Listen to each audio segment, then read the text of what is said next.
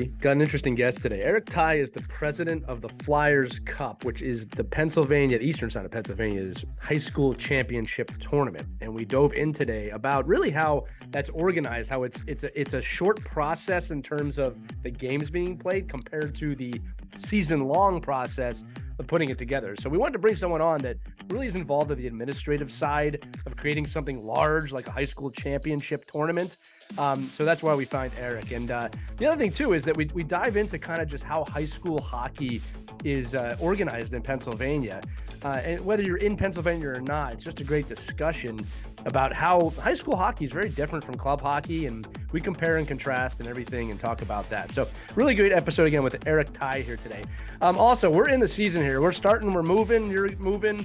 So whether you're in sports or business, if you're looking to get your team a little bit more well-rounded, you're looking to turn individuals into a team, it's exactly what I do at Game 7 Group. So check our website out, game7group.com, or send me an email at team@ourkidsplayhockey.com.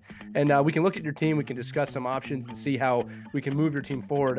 Same professional team building that I do from the pros all the way down to the mites I've done in business and everywhere else. So if you're looking to improve your team for this season, whether it's business or sports, head over to game7group.com. But without any further ado, let's jump into the episode of Our Kids Play Hockey with Eric Ty. Hello, hockey friends and families around the world, and welcome to another edition of Our Kids Play Hockey. Today's going to be a little bit of a special episode. We're talking kind of tournaments today, and we thought if we're going to talk tournaments or we're going to talk big championships and everything that comes along with that, let's bring someone in who has some experience and maybe a really high or great level with that. So we want to introduce you today to Eric Ty, who's the president of the Flyers Cup Committee. For all those listening outside of Pennsylvania or Philadelphia, don't worry, this will totally apply to you today. This is just someone we have locally because we're in the Philadelphia area. At least I am. Mike, I know you probably have people in your area too. But this will be the 45th year of the Flyers Cup tournament, and it is the tournament for high school teams in Eastern Pennsylvania. And the winners of several of the divisions play the Penguins Cup champion on the other side of the state, which might as well be another state. That's how we look at it here, to become the state champion. But when you look at it, there's 5 separate brackets for the Flyers Cup: AAA, AA, A, girls, and then a New Jersey and Delaware division. And games are played throughout the Delaware Valley. If you live in the area, you know about it. If you don't, from a high school level or a school level, this is the premier tournament, if you will. It's the premier league, if you will. And Eric, we're really excited to have you today to just kind of dive into what goes into being a president of something like this, and then how you help advance hockey forward through a platform like this. And I'm also excited to dive in there because I'm sure that, you know, we're going to paint this thing for as awesome as it is, because it is a well-established kind of Eastern PA thing. But I'm sure that you get so much, I'll say, information from people about how it should be done, how they want it to be done, all the changes that should be made. So I want to look at it from both angles. But first off, just thank you so much for coming on the show today. We're happy to have you. Oh, thanks for having me. Glad to be here. Yeah, we're glad to have you. So why don't we start with the basics of just how you got involved with the Flyers Cup and how you ended up ascending to the rank of president? I have no idea. I was in the wrong spot at the right time.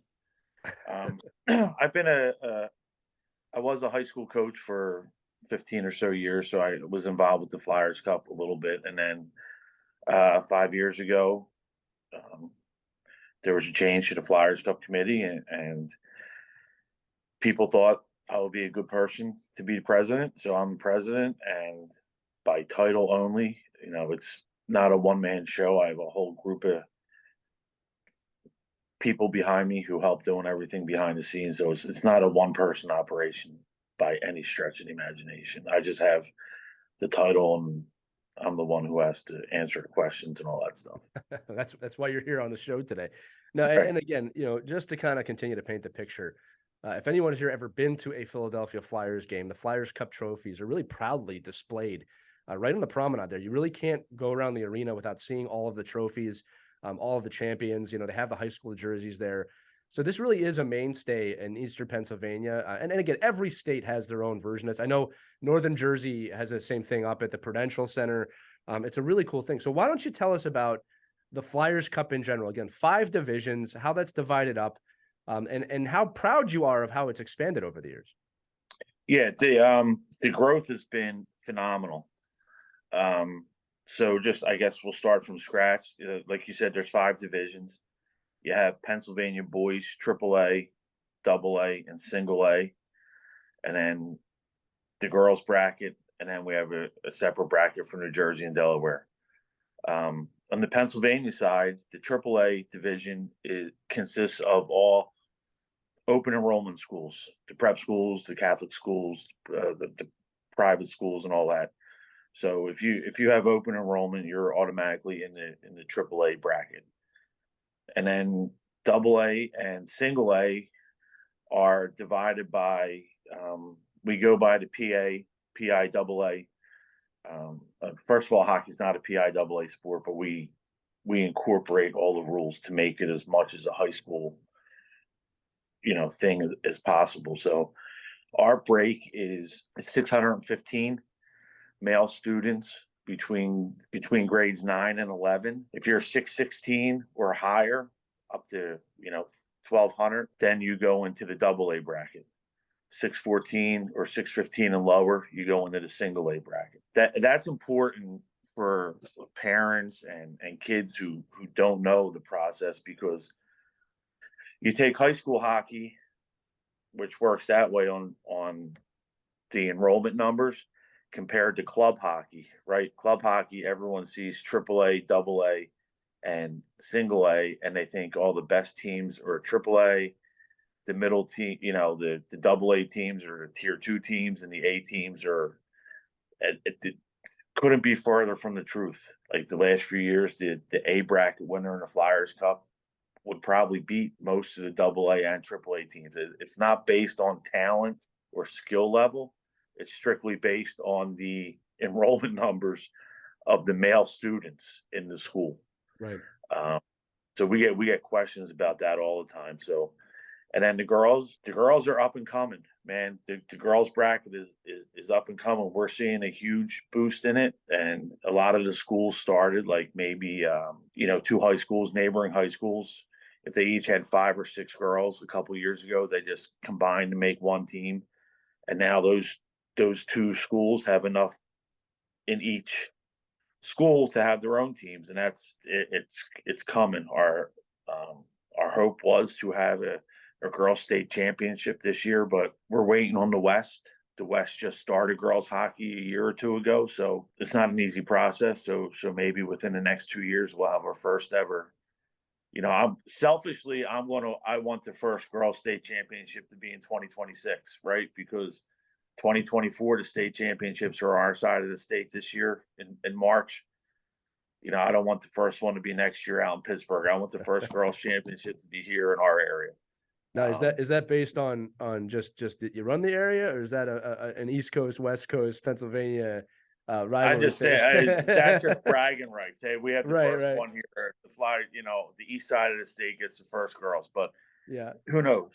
And then you have the Jersey Delaware bracket, which is a little confusing as well, because people see Jersey and they think it's the whole state of Jersey, and it's not. North and Central Jersey have their own thing, and so this is pretty much Southern Jersey and Delaware have their own bracket, because that's just pretty much recent as well. Maybe 7 or 10 years that been its own bracket, because before they would play in the PA, triple A, double A, or single A. And then one year, one of the Jersey teams won, but we couldn't send the Jersey team to play for the Pennsylvania State Championship, so we had to send the runner-up. That's pretty much the scope of it. This will be this year's a semi-important one, right? 45 is a pretty good number. Yeah, as you said, look, 45 years is nothing to scoff about. There's a lot of areas. Nah. What's funny too is that for people that don't know the geography of the area, and Mike, this is probably true for you up in Connecticut as well. It's very hard to explain to people how South Jersey is very much Philadelphia, but Western Pennsylvania is another state in which we don't get along. It's sometimes even more Ohio, but it's just fun, the geographical kind of mindsets that we have here. But I love that you talked about the girls and that they're growing. It's never easy to start something like that. And the fact that you're taking the steps forward to do it. And again, a lot of people might not realize that Eastern Pennsylvania is a kind of becoming a hotspot for girls hockey. With the Junior Flyers have an amazing program, and it's growing very quickly. There's one person, there's one name everyone should be keeping their eye on from Downingtown West, Ava Thomas. Yeah, She just made the U.S. national team last year. She had 10 goals in one game in the Flyers Cup I last saw year. that. She's as legit as they come, and I think up until last year, she was playing on the boys team as well, and was one of their top three best players in the boys side. So, Right. um, yeah, that's the like you said, the junior Flyers and all those girls programs are taking off. No, it's coming. Now, here's another question I want to ask you. You brought up the interesting thing about AAA, AA, and A, and as you said in high school hockey, it's a very, very different standard, right? And I can imagine you get a lot of questions about that when people come, and this is based on enrollment. It is not based on talent. And you're right. I've seen years where the single A could take on a double A, and it's just not based on that. So my next question, which would be, what are the major differences that you see from the club model to the high school model?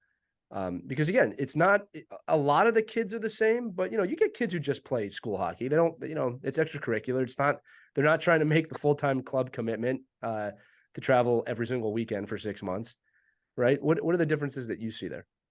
The biggest thing is, like, I'm a club coach now. I can go anywhere and get kids to come play for my club team. When you play for your high school team, you don't have that luxury. You get the kids that are in your boundaries, in your school district boundaries, unless of course you're a AAA team and you can take kids from anywhere. But that's the main thing. You're restricted by the boundaries in high school hockey, and it's a cycle. Like, I've been involved in high school hockey for 30 years, and it's a cycle. You'll have teams that go on a 6-year run where they have the players in their boundaries, and after that 6 years is up, they'll be on the downside for 6 years until it comes back, and you just have to ride it out. You have to take the good times and enjoy them, and you have to push through the bad times and just know that it'll get better at some point. Yeah, no, I'm just going to say, I mean, just based off of other regions and other states, I mean, it's one of those things where, if the town has a good youth program or there's a lot of interaction between, that high school district and you have a rink in your town, it's a huge difference, right? But I also think it's strategically a great idea when you split these private and Catholic schools up out of the public school division. Only because they are by definition like all-star teams, right? I mean, they'd be playing against teams with a lot of kids from that district, Right. So I think it's just, I've never seen it. I know in Connecticut, I coached Connecticut high school hockey for, I don't know what it was, 8, 9, 10 years. And I always thought and I coached a private school team. And I always thought it was crazy that we played the public school teams for any kind of championship. I just never thought it was fair, or I never thought it was strategically beneficial for the private school. Like, you don't want to lose to the public school team where you just recruited all, their 4 best players. So I think it's just one of those things where I think having it split up is probably a great idea, only especially when you get towards the end of this championship season, where it just levels the playing field, I guess, for lack of a better term. Right. And Lee, you're in the Philly area. You see it with PIAA football, right? Yeah. The public schools are complaining out the wazoo because St. Joe's Prep and I'm a Hop are winning the football, Right. and they can go into someone's public school and say, "Oh, you're the best football player. Come play on our come to our school. Come play for us." And some people think it's a fair advantage, and some people think it's unfair. I stay in the middle. I just listen to everyone complain. Yeah, you have to be neutral. I mean, I'm lucky. Yeah. I don't have to be neutral because I don't coach for anybody. But I think I just think it's one of those things where if you're a school that's able to go in and take other schools' best players, then that school shouldn't have to compete against you for those Exactly. to win. And you'll see it in every sport, right? I mean, I think hockey. I think honestly, I think that's where hockey in particular, and it sounds like in the Philly, Pittsburgh, Pennsylvania area is the same as a lot of other places where, school administrators and people that see these programs, it almost diminishes. If you don't run a true high school program with baseball, lacrosse, soccer, and it's all like, okay, 1 practice a week, you just play games, administrators don't take those teams seriously. It's very hard for them to say, hey, budgetarily, like, why should we spend all this money on a program that really 90% of these kids are getting, their hockey outside of our district. or, for other means. And it's not like, that's why you don't see club football teams and club baseball teams in season.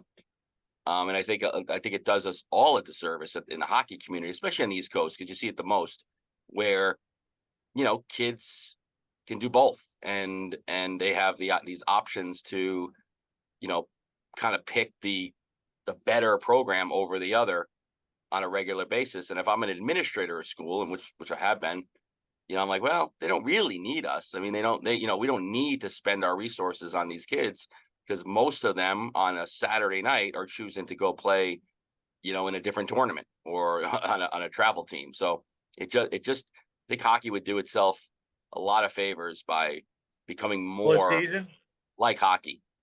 Split season?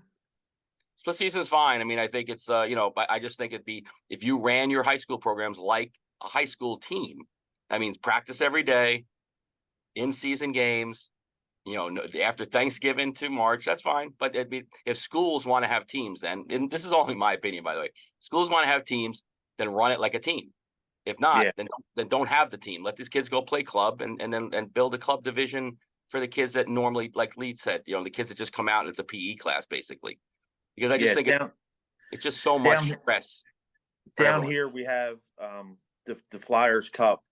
We get to pick the teams and go in a tournament from 4 or 5 different leagues, right? We have the Central Penn League, which is out in the Hershey area.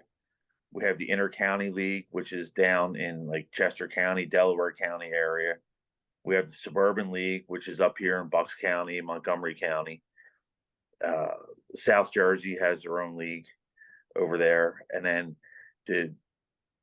there's a league here called the APAC, the Atlantic Prep Athletic Conference.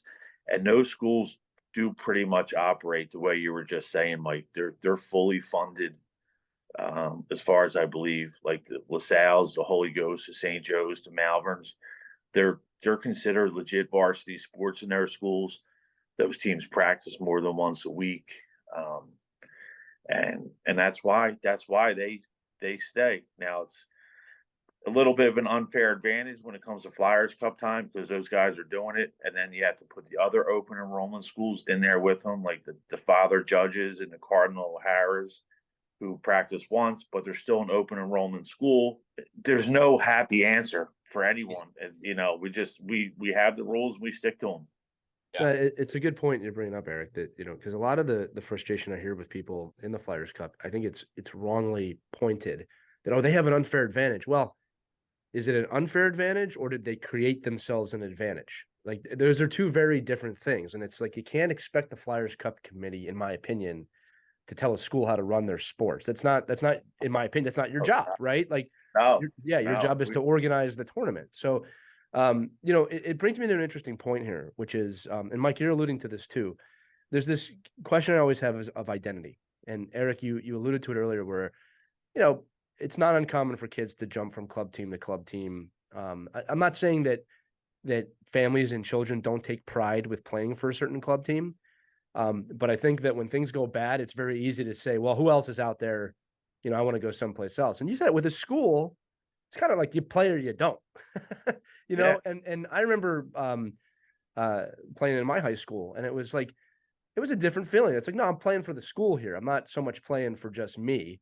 Right. I mean, this is my school. This is where I go. It means something to walk in the hallways of school the night after you play a hockey game, and you have 100 or 500 of your classmates there watching, and you walk around proud as a peacock the next day, walking the halls. Right. And that's where high school hockey has to separate itself from club hockey. Right. And it's getting there now. Yeah. The bad side about this is that because most of these schools aren't school sports, varsity sports, the kids come, the fans come, and they act like, there's no proper way for me to say this, but they act like animals. Yeah, they act like because they know they can get away with it because there's no repercussions coming back.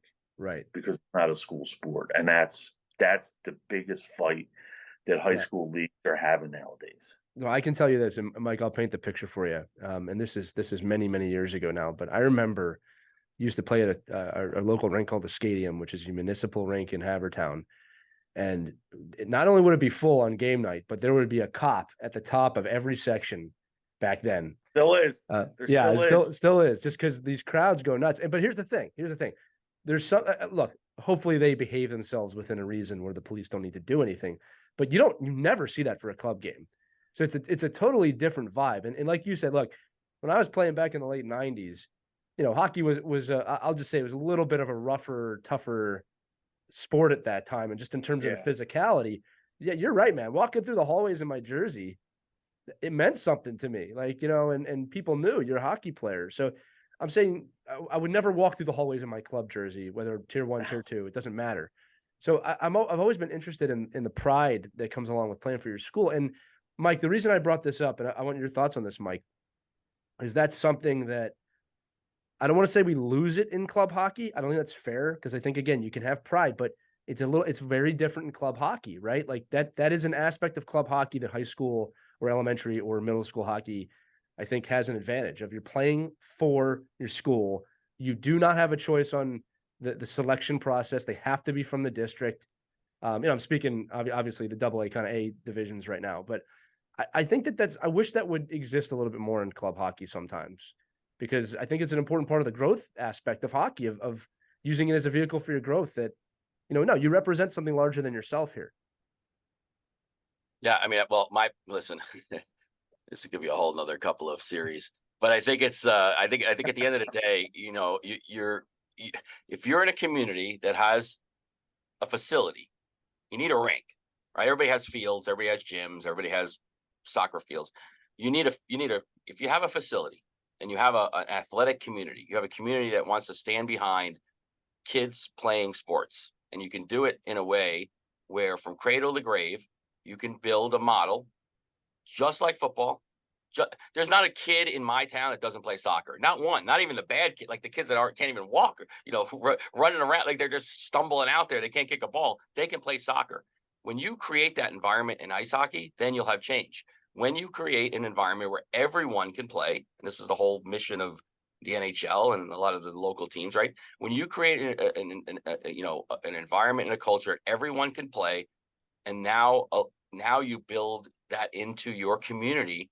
By the time these kids get to high school and you have a model that allows it to work, then you can be football and basketball. And I think, I hear all about, it's money. It's not money. It's how you develop your resources. It's how you think outside the box. Like, to me, if I had a problem with money, I would go to my other local high school team and say, hey, can we split the cost of this rink? Like, why do I have to have all the ice? I don't even use all the ice.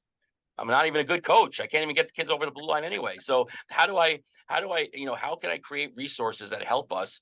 And I think, and not to get off topic, but what the Flyers Cup is doing, and what these kind of organizations do, is allow, at least at the end of the year, the best to be noticed, right? And the cream of the crop to come and have something to play for. Like club teams, if you're not a national bound club team, you're really not playing for anything anyway. So at least at the high school level, these kids get to know at the end of the year, they're competing for something. You could build culture around that. But there's certainly a disconnect in the hockey world, because most other sports, their club, the pinnacle of their club development is the high school. It becomes the state championship football team, because they're in my experience, they're all connected all the way down to the bottom. Like you don't see a soccer club in town not connected with the high school soccer team. Like all the kids kind of stay within the system. In hockey, the hockey club in town might be feeding 15 different schools. Right. Like it's not a focused and developed program. And I think that's where the disconnect from an administrator point of view. If I'm in a high school and I'm like, well, what the hell are we doing here? We're trying to just start a team with most of our kids that don't even play hockey until they get to high school, and they say, hey, you know what? I'd like to play hockey now, and then we're asking the kids that do play hockey at the club level, the serious players, to kind of stick around and support that. So I do think that culturally hockey's got a long way to go, only because there isn't a lot of, funneling of kids from the start to the finish. Now, the one and I'm sure Pennsylvania has the same thing. The high school programs that are the most successful probably have a really vibrant, connected youth program, like the Minnesota model, right? Where that town is developing the talent that ends up at the high school. I don't think we see that in a lot of other communities. Yeah, Eric, feel free to grab your thoughts on that. Yeah. Well, I think the key thing you said there is looking at it from the Flyers Cup and the tournament we put on. Mike, you just said it, Minnesota. You see that Minnesota high school tournament. You see the highlights on ESPN, and that's our goal. That's my goal as a Flyers Cup president. I want that for the Philadelphia area. Are we anywhere near that? No, but we're much closer to it now than we were 5 years ago. I agree with that. And that's the thing. Like that's my goal. I would love to be able to put final games, if it was possible, down in the Wells Fargo Center and have that place be full, sold out to watch a high school championship game like they do in Minnesota. And we're, like I said, we're years away from that, but it's that's the ultimate goal. I mean, our numbers in terms of the tournament and attendance, minus the 2 COVID years, have gone up and up. Like, so, for instance, this past year, we were able to hold, because the way it worked out, we had the AA final and the AAA final on the same night. First game started at like 6:00. Second game started at 8:30, and we had about 1,500 for each game, which was a parking nightmare, getting people in and out of the building, nightmare. But we had that. And then on top of that, 2 years ago, maybe 3 years ago, we started live streaming. The Flyers Cup has their own YouTube channel. So we've partnered with SFBN, and they've broadcasted every game in the tournament for free on our YouTube channel. 2 years ago, we had over 60,000 views for the tournament. This past year, 80,000 views. When the finals were going on last year, we had to sell out. The buildings were sold out. Like, the buildings couldn't hold any more people. So we told everyone, don't come. If you don't have a ticket, don't come. So we were able to, I have the ability to see how many people were watching, and in some cases it was up to 2,500 people watching live because they couldn't get into the building. So that's a big part of it too. Huge. Yeah. And just to give context to everyone, when we talk about Minnesota, it's another level. I mean, look, they're number one in terms of the 50 states and how high school hockey is looked at there. And Eric's right. We go to that tournament in my camp multiple years now. And there's 15 to 20,000 people in the Xcel Energy Center for each game. And we're talking the semifinal and the finals for multiple divisions. It is an event in that state. Eric, I'm going to say, like you said, that's everyone looks to them of, well, that's where we want to be. And I think you're right. I think the Flyers Cup has made huge advancements towards that. Just keeping in mind too, that's like the diamond on the top of the mountain in terms of high school hockey. They just do it differently out there. But like you're saying, it's growing too. There's an interest in it. I think there's a little nostalgia when it comes to school sports. And like you said, the PIAA, was this Pennsylvania Interscholastic Athletic Association. They're not involved, right? It's an interest. That's another interesting thing to dive into, if we can, about, the nature that it's a different governing body almost for this. I'm glad you followed the same kind of guidelines, but that's always been an interesting thing to me as well.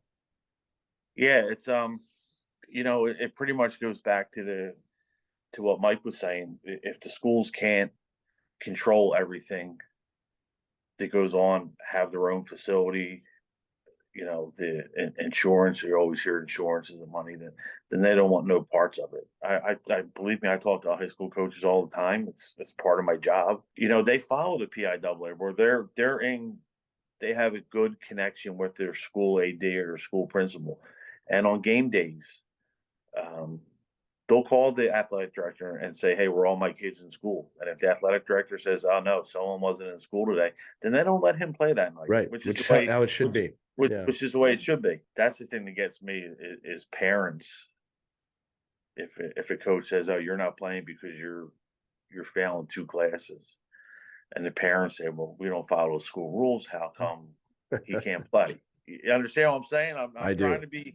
trying to be nice about it, but you got the school club, the hockey team trying to do the right thing by the school so they can gain some support from the school, maybe get their team's games announced in the building in the school the day of the game and whatnot. And then you got a parent thinks their kid's a superstar and oh he had a tough couple days. He's just going to stay home today and rest up for the game tonight. Well, no, get your ass in school Right. and then go play in the game and be like the football player. We talk about the life lessons of hockey on this show a lot, and I will tell you, and you guys tell me if you've heard different, but I have never heard the story of the great high school athlete that won the big game but failed out of school and then succeeded. Like I've never heard that story, right? No. Of man, we made the right choice keeping you out of school because you learned a lot about hockey. You know, the truth is you learn more by not playing in the game and that accountability. Exactly. So, yeah, I just think the whole everyone gets cheated when that happens, not just the player in question. It's the whole team, the coaching staff, everyone gets cheated if a rule is broken, you allow that kid to play. You know, depending on your rules, obviously. But yeah, like I said, I've never heard the story of the high school athlete that went on to become a superstar because he missed school. And, you know, it doesn't that story never ends well. You know, it's an outlier. I wanted to ask you this too. And again, answer this however you want. I'm not trying to dig deep here too much, but in your position, you probably get a lot of complaints and a lot of controversy and a lot of this is how it should be done. Why, you know what you should do, you know what you should try. I just know from being in a role like this that's what happens. So this is like a 2-part question. I want to start with kind of the negative of like, what are the complaints that you get all the time that, you know, if you could tell those people this is why it's done this way, you know, what is that? But I also want to know, you probably get compliments too. But in the way media is done, the negativity is what seeps out. And we always talk about the controversial. So I want to end the episode on that too, of the positives. But let's start with the negative. What is the thing that everybody wants you to do that you hear every time you walk out of the house that there's a reason you don't do it? Well, there's a couple here. Yeah. We've got 3 more hours. So just go. No, I'm just kidding. Yeah, whatever you want. So like I said, it's broken down into, we'll just use the Pennsylvania boys, AAA, AA, single A. You know, in the next couple weeks, we'll get a list of all the Flyers Cup eligible teams. First of all, and I think the most important thing that everyone has to understand is for your team to be eligible for Flyers Cup, you need to be a pure team. Pure means every single player on your team goes to that high school. That's number one. So if you have 2 neighboring schools and they combine a team, they're not pure, they're not getting in the Flyers Cup. So we'll get the list of the teams and we'll see how many are at each level for the PA boys. And it's usually right around 10 or 12 for AAA. And if that's the case, we'll put 8 teams into the Flyers Cup. For AA, it's right around 20 or 21 usually, and we'll put 16 teams in the Flyers Cup. Single A could be the same as AA. Sometimes if we feel like teams 15 and 16 are just going to be sacrificial lambs, or it's not, we'll only put 14 teams in. We have the right, we have to put 8 in, but that's all that we have. We don't have to end. So obviously, like the NCAA does the last couple of years, we've started a selection show that airs a week and a half before the tournament starts on our YouTube channel, and we announce all the teams and the brackets, and we get thousands of viewers to watching it.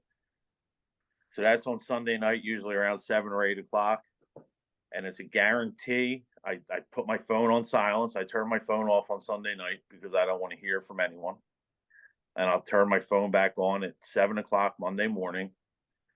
And the first messages will always be, if you put 16 teams in, will be from the 17th team saying, how come they got in and we didn't? Right.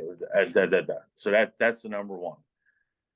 And they think, and I have to answer the questions. I have nothing to do. I have a committee of guys who watch the games all year. Like they'll start, high school hockey starts November 1st here. From November 1st to the middle of February, they'll be watching games everywhere and they'll start plotting out.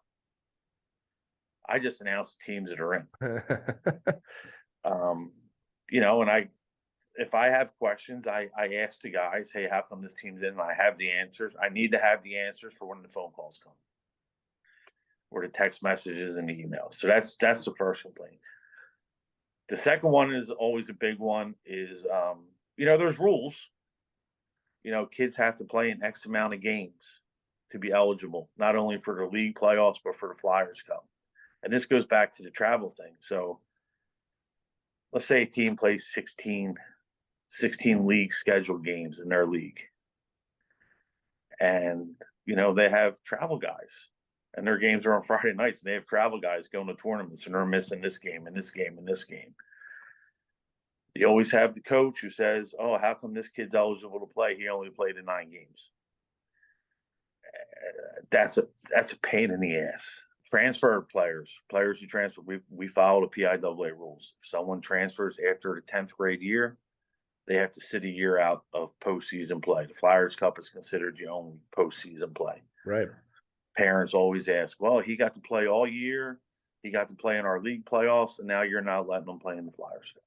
Well, that's decided in December, so they know well in advance.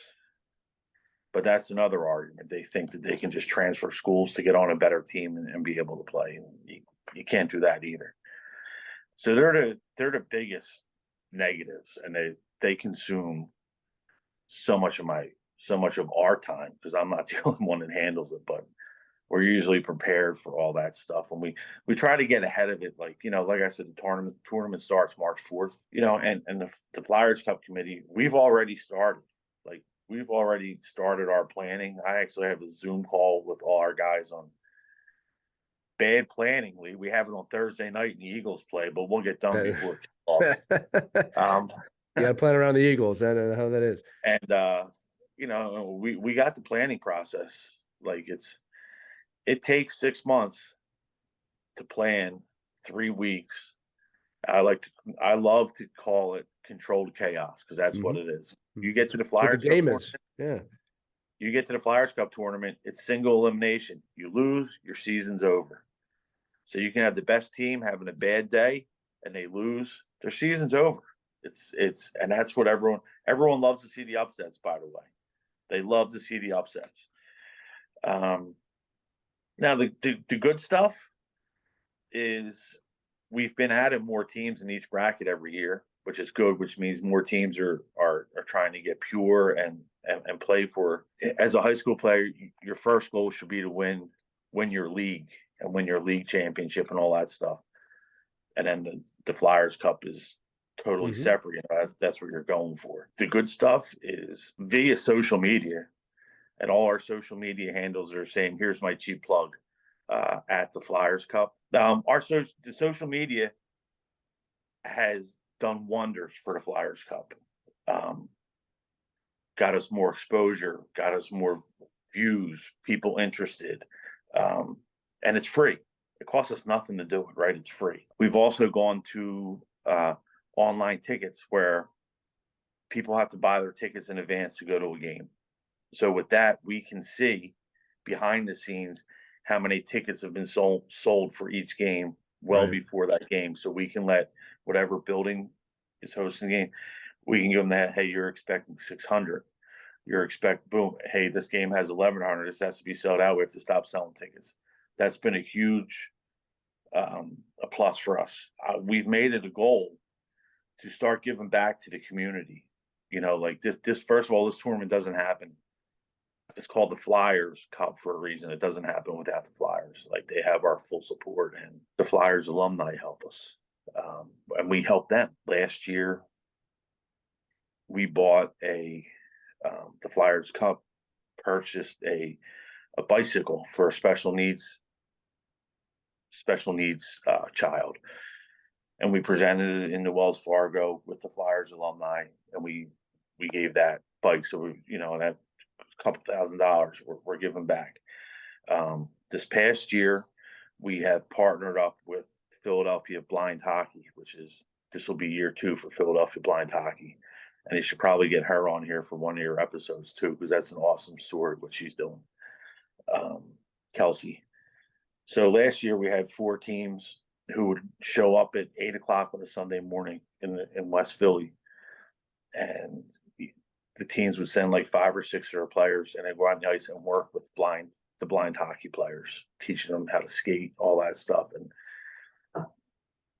most humbling, I was there every time just about, and seeing the faces on the high school kids, the players, being able to do that was one of the most humbling experiences of my entire life. And I get to see it. And we're expanding our role with Philadelphia Blind Hockey this year. 9 high school teams from all different areas of the Philadelphia region will be going to Hatfield Ice on Thursday night. And it's the Blind Awareness Month is October. So this is the end of it. So it'll be, each team will be sending like 8 or 9 skaters and a goalie, dividing the ice into 3 sections, going across ice, and there'll be 3 3-on-3 games going on at the same time.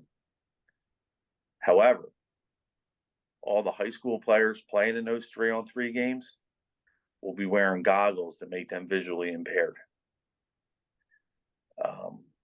So that's going to be an awesome event, and just, you know, getting the high school kids back into the community, seeing all this stuff that's going on.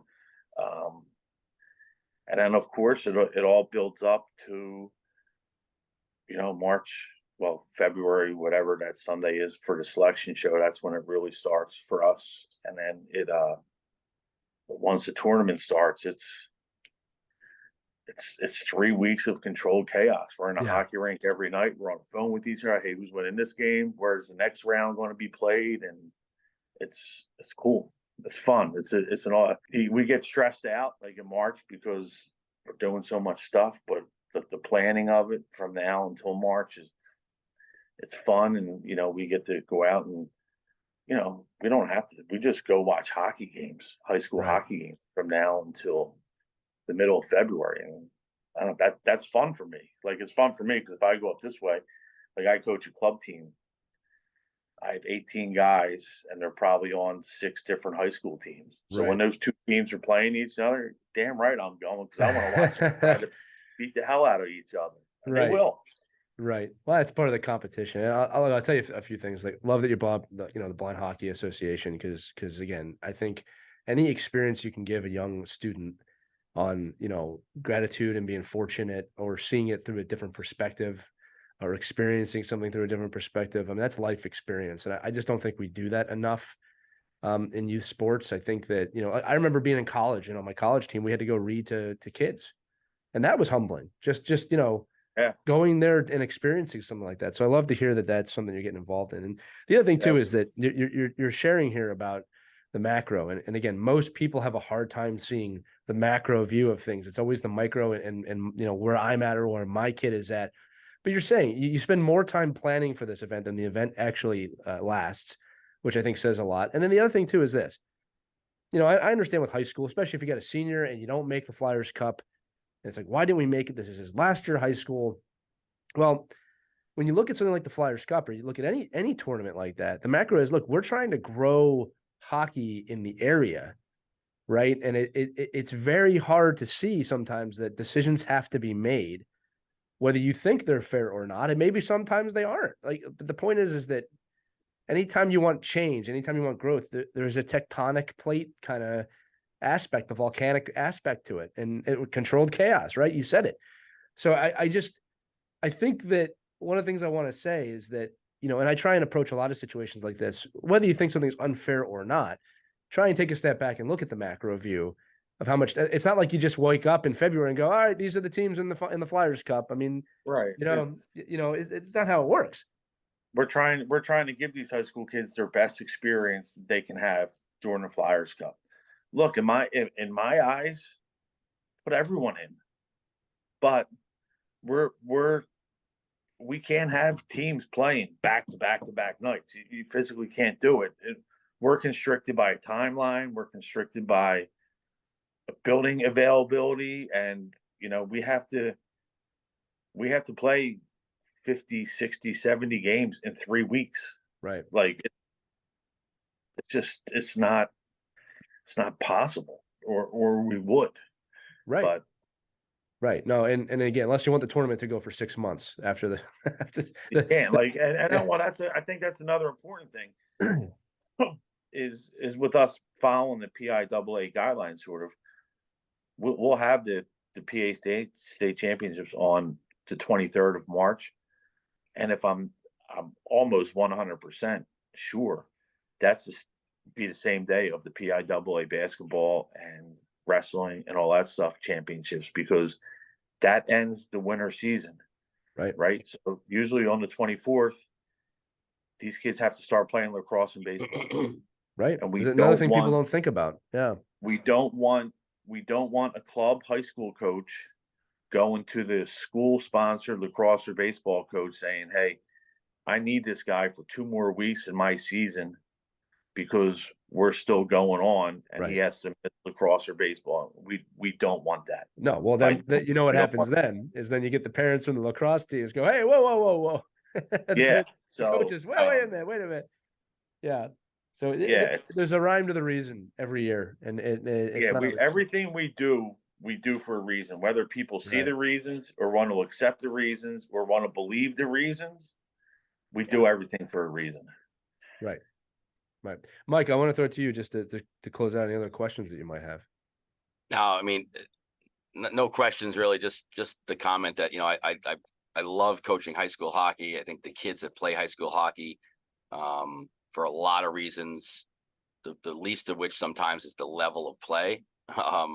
They love playing, and I think the opportunity for them to play on an NHL rink in front of their friends and family and peers and wearing their school colors, I think it's great. So what you're doing is, I'm sure you do get a lot of heat, and there's coming from that area of my life as well. I mean, you just keep reflecting on all the good kids that you come in contact with and give the opportunity to. And I think, if it's not for people like you and these things don't exist, these kids don't get these opportunities. And it's a great chance for them to, end, especially seniors, right? End their high school playing days, which is probably going to be the most people they're ever going to play in front of in their life anyway. And the most experience they're going to have. I mean, make it a great one and enjoy that moment. And for those players that go on and move on with hockey, it doesn't diminish them at all. Just uplifts everyone. So I think it's great. And congratulations on recent success and getting through COVID and that was a struggle and visionary goals you have for, where you want to bring the program. I think it's great. Yeah. Can I just tell a quick story here? This please. Past year, every year when we do the selection show, we some years we have the coaches of who the number 1 seeds are on the show or not. This past year, we're able to line up a Zoom call of players who played in the Flyers Cup in their time. So the panel consists of Colby Cohen, NHL broadcaster, player, Eric Tangrady, Sam Lipkin. If anyone doesn't, are you up in Connecticut, Mike? Did you say? Yeah. So close. You know who Sam Lipkin is, right? I don't think so, but maybe I'll have to look him up. Now. How far are you from Quinnipiac? Oh yeah, close. Okay, yeah, we're about an hour, but same thing outside. So Sam Lipkin played at LaSalle High School 4 years ago, then played on the World Juniors this past year. Yeah. And got the assist on the game-winning goal in the national championship past year. Awesome. Yeah, awesome. We had Colby Cohen, who played in the NHL, but then he was a broadcaster out in Chicago and Philadelphia. Eric Tangrady, who played for the Penguins. Those 2 guys played in the Flyers Cup back in the 80s. Played against each other and are telling great stories. Yeah, it continues to grow. And again, the sport continues to evolve in this area. And again, the molten lava aspect of that takes time. Takes time sometimes to develop. And again, 45 years is nothing to scoff at. By kind of coming off the heels of those Flyers championships in the mid 70s, and then the high school league began. And, Eric, I'll tell you this, my kids, my daughter's in 1st grade, my son's in 4th grade tonight, as we're recording this, their first elementary school practice. So I'll be sure to have you on in 7 to 8 years to complain about how their high school team. What, Haverford High School? Yeah. So you know Haverford Elementary. So you know So John yeah. Povey. You Oh, know Mr. John Povey. I know him well. I actually played with him. I was a senior when he was a freshman. So One of my good buddies. yeah, he's a we should have him on the show because he's an outstanding human being just in the game and really gets it. There's not enough time in a day to have Jabberjaw's Povey on any Yeah, he's a good man. He's a good man. So great man. Eric Ty, this has been a great conversation, and I appreciate you giving us some perspective into what it takes to run something like the Flyers Cup and just kind of how decisions are made and how you view things. Because I don't think, and again, especially for the purposes of our show, these are the conversations that need to be happening that are not happening. There's just a lot of assumption of how things are done, how things are chosen.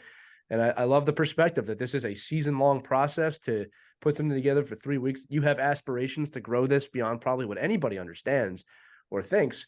And at the end of the day, it's for the kids, right? To try and give these kids a great experience in high school, and understanding that academics are important and that rules need to be followed, and that a lot of this comes down to just building it the way it's supposed to be built. And I just want to applaud you on that because I think it's fantastic.